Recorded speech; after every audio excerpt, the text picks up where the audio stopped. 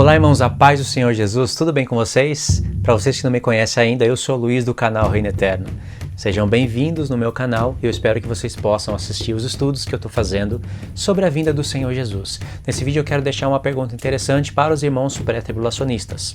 Eu sou pós, eu ensino o arrebatamento pós, mas eu queria deixar uma pergunta para os irmãos que esperam o Senhor Jesus a qualquer momento. Deixe o seu gostei no vídeo, compartilhe o vídeo no Facebook e não se esqueça de se inscrever no canal. Sejam todos bem-vindos, eu sou o Luiz do canal Reino Eterno. A pergunta é uma pergunta bem simples, todos podem compreender. Até quem não tem muito conhecimento de profecia pode compreender a minha pergunta. Eu vou usar apenas a estátua de Nabucodonosor, que se encontra no livro do profeta Daniel, capítulo 2. Eu já fiz um vídeo relacionado com esse, é um vídeo maior, onde eu leio textos, falo mais coisas, mas aqui eu vou resumir bem mesmo. Apenas deixar a pergunta para vocês. Eu já tenho falado nos meus vídeos que quando Paulo escreveu 2 Tessalonicenses capítulo 2, 1 Tessalonicenses capítulo 4, 1 Coríntios 15, mas em destaque 2 Tessalonicenses capítulo 2, o apóstolo Paulo tinha o profeta Daniel na mente. Ele não fala lá profeta Daniel, a expressão chifre pequeno não vai aparecer na carta, mas ele está falando. Por exemplo, João está falando do anticristo. Esse anticristo é o chifre pequeno do livro de Daniel. O profeta Daniel está falando o homem do pecado, filho da perdição. Essas expressões são atribuídas ao chifre pequeno. A expressão chifre pequeno não aparece na carta dos apóstolos, mas eles estão falando do chifre pequeno. Esse é o mistério do Senhor, para ver quem estava estudando as escrituras. Então eles têm o profeta Daniel na mente. Mas a igreja não dá ouvido quando eu falo isso. Porque se você abrir o livro do profeta Daniel, como os apóstolos abriram, você não vai encontrar um arrebatamento iminente, em duas partes. Secreto. Então, se eu faço pergunta para a igreja, para os pré-tribulacionistas, mostrando que o apóstolo Paulo tinha essas questões do profeta Daniel, aqueles tempos determinados, tudo isso na mente, eles não dão ouvidos para isso.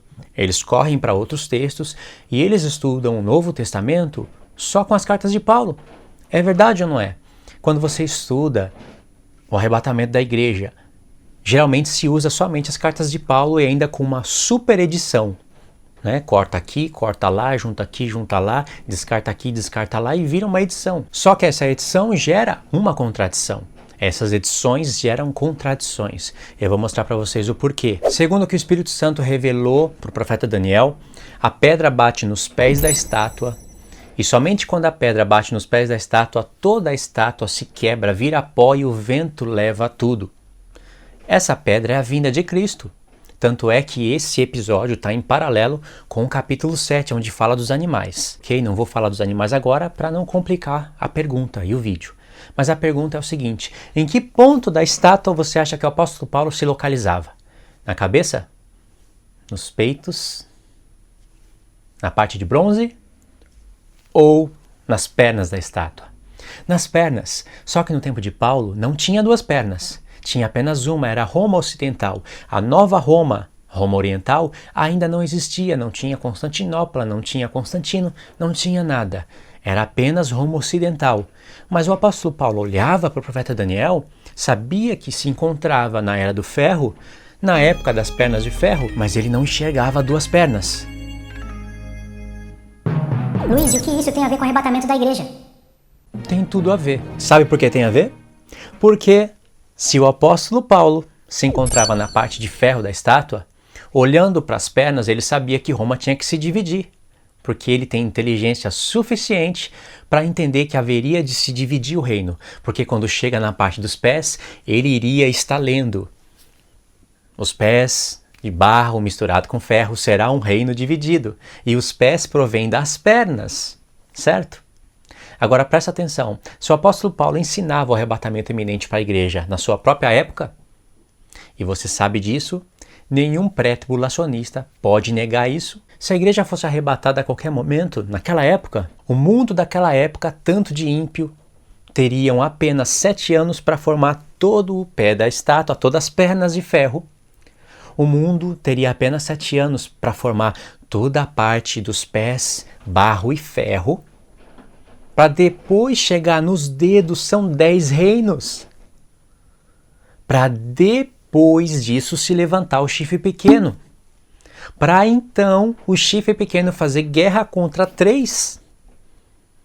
Para depois ele derrubar 3 e aí começar guerra contra o povo santo. Tudo isso teria cabimento num espaço de 7 anos?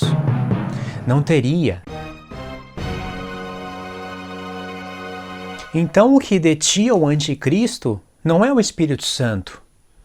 O que detém o anticristo são os eventos, a ocasião própria. Porque segundo a profecia, o anticristo só pode se manifestar depois que tivesse as pernas de ferro, os dedos, a parte dos pés, os dedos. Por isso que Paulo fala, lembra que eu ensinava todas essas coisas, eu costumava falar quando estava com vocês? Agora vós sabeis o que o detém, para que ele seja manifestado na sua ocasião própria. Qual é a ocasião própria do anticristo se manifestar? Depois que toda a estátua tiver construída. Ou se levar para os animais, a revelação fica mais ampla ainda. Se o Espírito Santo detém o anticristo para que a igreja não sofra, por que o Espírito Santo não deteve Nero, Domiciano? Por que o Espírito Santo deixou os cristãos serem queimados vivos, crucificados, pegando fogo para iluminar o caminho para Nero passar dos seus jogos? Irmãos, coloca a mão na consciência, tanto pela profecia, como pela lógica. Imagine se aqueles mártires, aqueles irmãos que não amaram a sua vida até a morte, tivessem vivos hoje e ouvisse a igreja falar que não é justo a igreja sofrer a grande tribulação, porque a igreja, com a sua doçura do evangelho, detém o anticristo para que ela não sofra. Imagine aqueles irmãos ouvindo isso. Eu te mostrei argumentos pela lógica e pela escritura. Abandona isso para você seguir em frente na obra do Senhor, ensinando o que é certo para a igreja, armando ela. O Senhor Jesus sofreu. Por que a igreja não vai sofrer? Pedro falou, eu não vou abrir aqui para ganhar tempo, mas Pedro falou para a igreja, assim como o Senhor Jesus sofreu na carne, armai-vos também com esse pensamento. Armai-vos é a arma para a igreja ensinar que ela vai sofrer. Imagine o apóstolo Paulo ensinando para a igreja, vocês não vão sofrer.